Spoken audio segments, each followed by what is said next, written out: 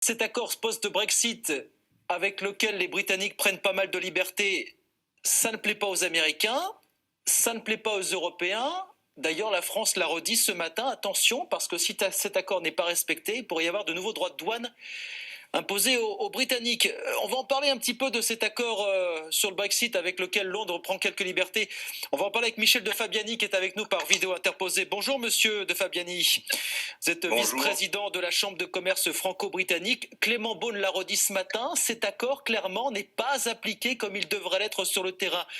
Concrètement, on avait envie de vous demander qu'est-ce qui bloque aujourd'hui sur le terrain, notamment pour les entreprises françaises, monsieur de Fabiani.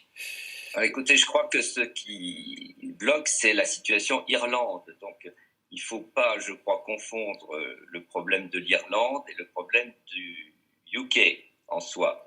Économiquement, il faut relativiser les enjeux. Le problème de la pêche et de l'Irlande sont des enjeux relativement mineurs sur le plan économique, sauf pour les pêcheurs, bien sûr, et pour ceux qui opèrent en Irlande. Par contre, la Grande-Bretagne, le reste, est un sujet très, très important. Donc, il faut régler le problème de l'Irlande. Il pose problème, c'est vrai, le principe n'est pas respecté.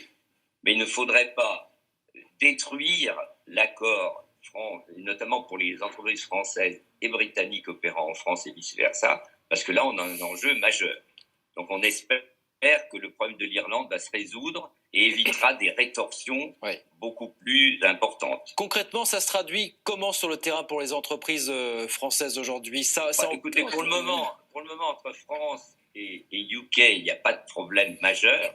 Les seuls problèmes sont sur la pêche, mais limités, et sur cette fameuse frontière irlandaise que l'Union européenne, que le traité a prévu, incluant l'Irlande du Nord, alors que le UK, ça les gêne sur le plan intérieur. C'est un problème. On a fait d'un petit problème économique un problème politique. Oui. Donc, il va se résoudre, puisque même M. Biden veut résoudre le problème politique. Lui aussi va mettre la pression à Boris Johnson. Sur la pêche, vous confirmez quand même il y a un petit peu de mieux, parce que c'est effectivement la question de ces quotas qui n'étaient pas distribués aux pêcheurs français et européens d'une manière générale. Est-ce que ça se détend un petit peu de ce point de vue-là? Oui, il y a une amélioration et ça va se résoudre. Ça va se résoudre. Ça, c'est pas...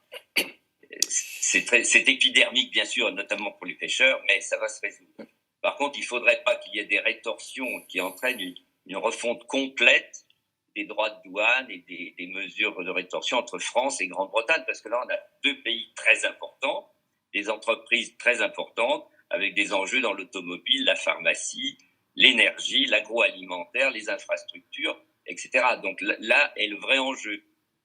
Et Clément Beaune d'ailleurs l'a rappelé ce matin, si cet accord n'est pas respecté, il peut y avoir de nouveaux droits de douane, mais a-t-il ajouté, bien sûr, on espère de ne pas en arriver là. Merci beaucoup Michel de Fabiani. On espère évidemment. Merci beaucoup Michel de Fabiani, merci d'avoir été avec nous, vice-président de la Chambre de commerce franco-britannique. Merci d'avoir été avec nous ce midi quelques instants.